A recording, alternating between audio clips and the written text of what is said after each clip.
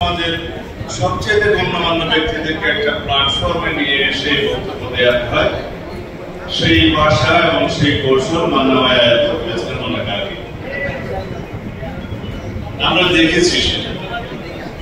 সেই সংগ্রামের ইতিহাসের সাথে আমি দেশে এবং বিদেশে থেকে অনেকভাবেই ওনার সাথে জড়িত ছিলাম। আপনারা জিজ্ঞেস করতে পারেন, আপনি তো দেশেই ছিলেন না, কিভাবে মান্নাভাইয়ের সাথে সংগ্রামে যুক্ত ছিলেন? সেই কথা একদিন না হয় ওনাকেই জিজ্ঞেস করবেন। তীব্র গণ আন্দোলনের সময় এই 2024-এর আমি নামে নির্বাচনের আগে এবং তারও আগে যে আন্দোলনের দফা নির্মাণের যে প্রচেষ্টা নেওয়া হয়েছিল, তার সাথে নাগরিক মঞ্চের বিশেষ করে ভূমিকা ছিল। গণতন্ত্র মঞ্চ, আমি বাংলায় বলবো না, কি বলেছি, গণতন্ত্র মঞ্চের যে ভূমিকা ছিল তার সাথে আমরা জড়িত ছিলাম। তো সৌভাগ্যক্রমে 31 দফা প্রণয়নের যে কাজটা, তার সাথে আমি যুক্ত ছিলাম। দলের পক্ষে আমি এবং আমার সিনিয়র নেতা জনাব নজরুল ইসলাম খান।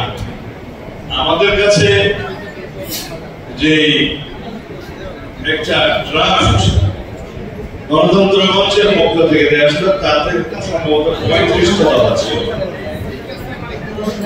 সেই 35টা দফা প্রত্যেকটাকে আমরা উল্লেখ করেছি 31 দফার মধ্যে দুটো বাদে।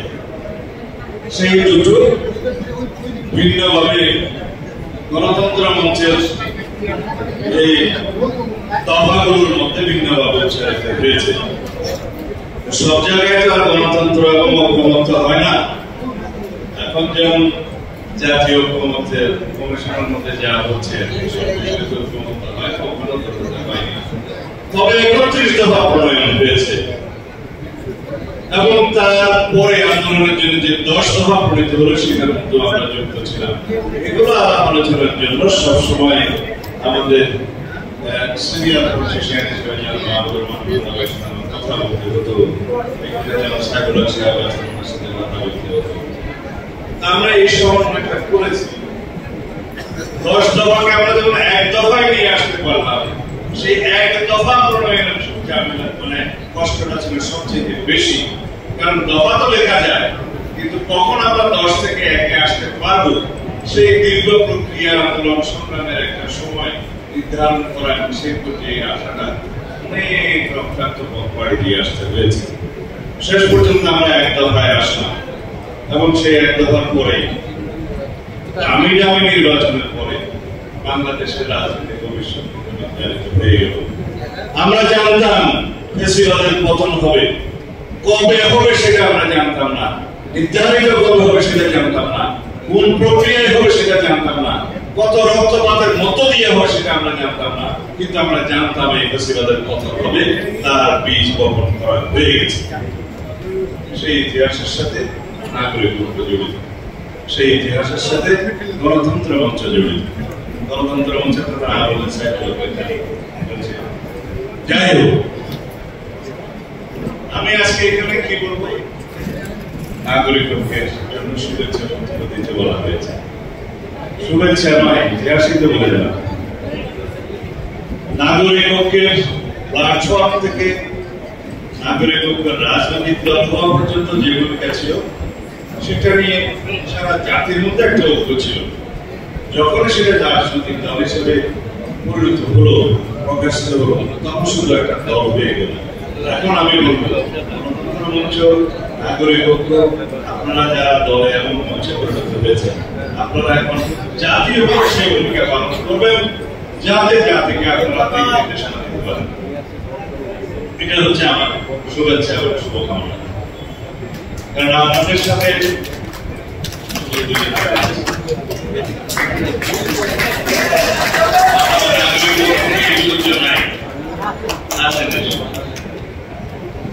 শুভকামনা সবসময় গণতন্ত্রকামী বাংলাদেশের, এখানে জনকল্যাণকামী, জনকল্যাণ রাষ্ট্র ব্যবস্থার পক্ষে যে সমস্ত রাজনৈতিক দল আছে, তারা সবার জন্য থাকা উচিত।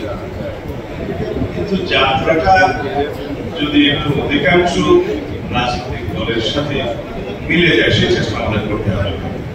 কারণ আপনারা চাইবেন কল্যাণমূলক রাষ্ট্র, আরেকজন চাইবেন অকল্যাণমূলক রাষ্ট্র, আরেকজন চাইবেন, আমরা সবাই মিলে বাংলাদেশের সকল গণতান্ত্রিক শক্তি, সেটা আদর্শ যাই হোক, সবার মধ্যে যেন একটা কমন আদর্শ থাকে যে আমরা সবাই জনগণের মুক্তি চাই, সবাই জনগণের অর্থনৈতিক মুক্তি চাই, সবাই কল্যাণ রাষ্ট্র নির্মাণ করতে চাই, সবাই শক্তিশালী গণতান্ত্রিক রাষ্ট্র নির্মাণ করতে চাই, সবাই বৈষম্যহীন সাম্যভিত্তিক মানবিক মর্যাদা ভিত্তিক সামাজিক সুবিচারের রাষ্ট্র চাই। এখানে যেন আমরা সবাই কার্যত এক হতে পারি, ভাষণের মধ্যে নয়। কারণ এই দেশে আমরা ভাষণ অনেক দিয়েছি, এখন আমরা এমন একটা জায়গায় এসেছি যে জায়গায় আমরা দাঁড়িয়ে আছি শহীদের একটা রক্তাক্ত চিহ্ন।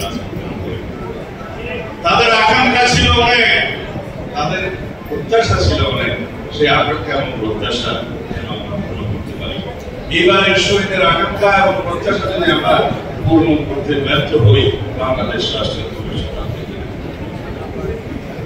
এখানে আমাদের একত্রিত থাকতে হবে। ফ্যাসিবাদ বিরোধী জাতীয় যে ঐক্য গড়ে উঠেছে সেই প্ল্যাটফর্মের উপর, এটা যেন একটা প্ল্যাটফর্ম হয় সকল গণতান্ত্রিক রাজনৈতিক দলের।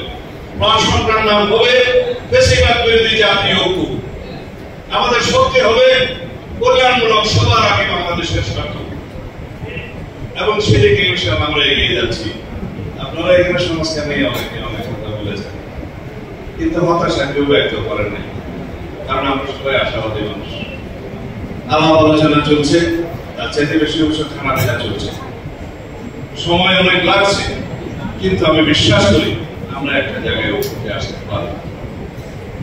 আমরা ঐক্যতে আসার জন্য আমাদের দলের পক্ষ থেকে কি কি বিবেচনা নিয়েছে জাতীয় স্বার্থ আপনারা ইতিমধ্যে লক্ষ্য করেছেন।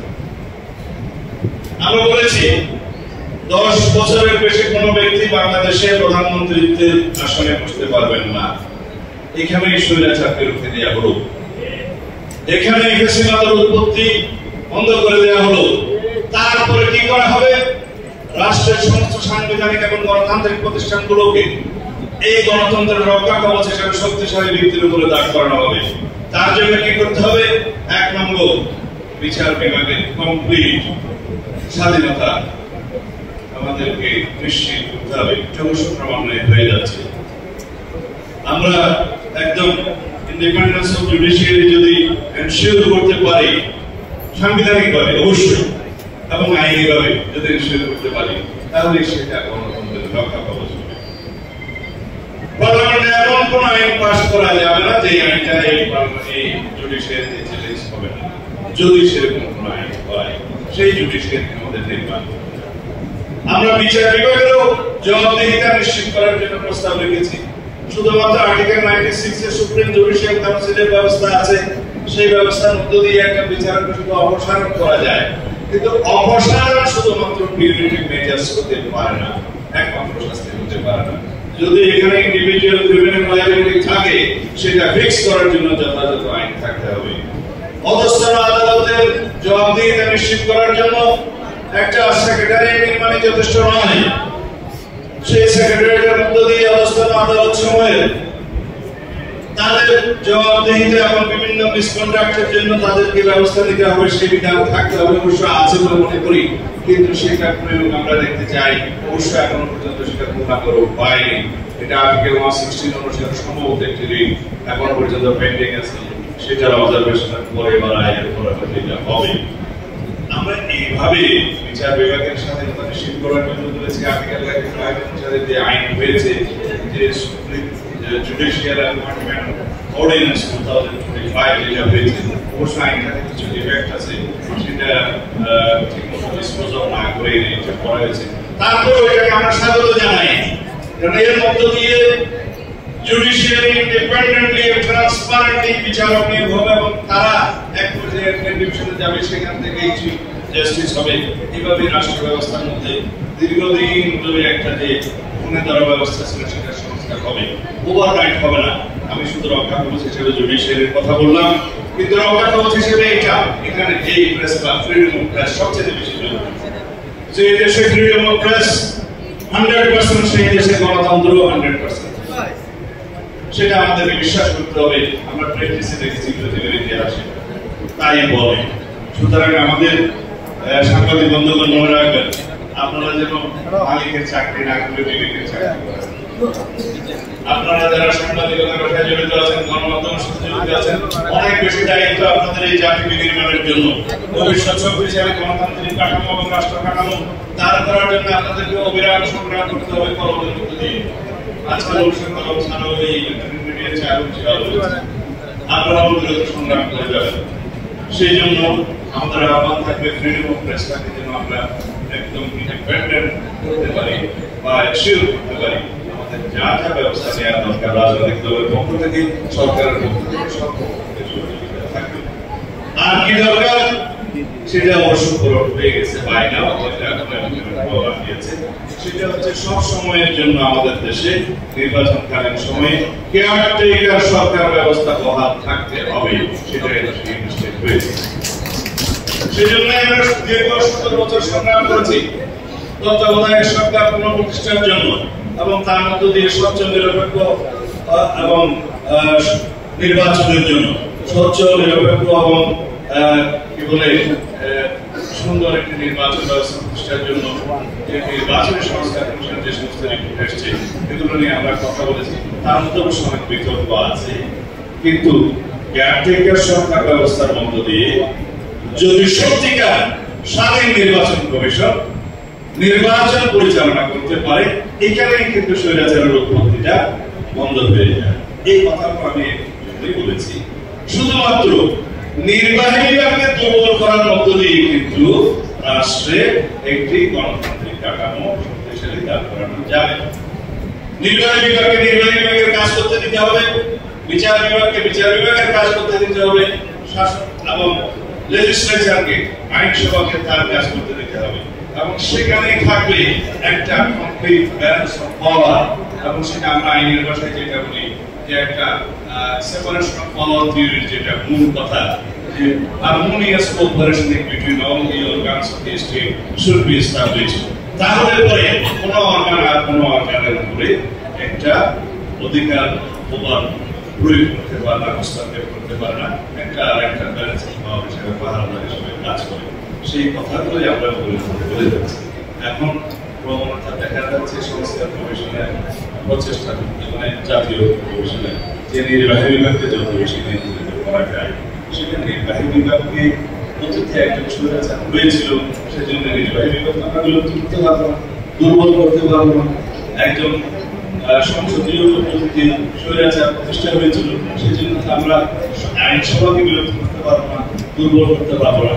আমাদেরকে চেষ্টা করতে হবে চেক অ্যান্ড ব্যালেন্স এবং একটা হারমোনিয়াস কোঅপারেশন, একটা মধুর সম্পর্ক এবং পাহারাদার সৃষ্টি করা, সেফগার্ড সৃষ্টি করার জন্য সকল অর্গানগুলোকে সেভাবে শক্তিশালী করা, সকল গণতান্ত্রিক এবং সাংবিধানিক প্রতিষ্ঠানগুলোকে শক্তিশালী ভিত্তির উপর দাঁড় করানো, যাতে করে তারা নিজস্ব এখতিয়ারের মধ্যে স্বাধীনভাবে কাজ করতে পারে। আমরা ক্রমান্বয়ে সেদিকে যাচ্ছি। আমরা 17 অনুচ্ছেদের মধ্যে সংস্কার এনেছি, সবাই ঐক্যমত্য হয়েছে। এখন একটা প্রস্তাব আরো দিয়েছে আমরা রাষ্ট্রপতি নির্বাচনের ক্ষেত্রে উভয় পক্ষের সদস্যদের মধ্যে গোপন ব্যালটে স্বাধীনভাবে এমপিরা ভোট দেবে, সেটা আরেকটা বিপ্লব। আর প্রধানমন্ত্রীর মেয়াদ আমরা 10 বছরের সীমাবদ্ধ তোলা, সেটাকে আমাদের একটা বড় ধরনের অর্জন নয়। আমরা যদি প্রতি ক্ষেত্রে নির্বাহী বিভাগকে সীমাবদ্ধ করি, আইনিভাবে সাংবিধানিকভাবে থাকি, নির্বাহী বিভাগ দুর্বল হবে, রাষ্ট্র পরিচালনা করা যাবে না, সরকার পরিচালনা করা যাবে না। আর যদি যে যার জায়গায় নির্বাহী বিভাগ, বিচার বিভাগ, আইনসভা তার সীমাবদ্ধের মধ্যে কাজ করতে বাধ্য থাকে, সেই ব্যবস্থাটা আমরা গ্রহণ করি, তাহলে প্রকৃতপক্ষে রাষ্ট্রের সংস্কার হবে। আমরা সেই সংস্কার চাই, যে সংস্কারের মধ্যে কোনো বিভাগের অধিকার খর্ব হবে না।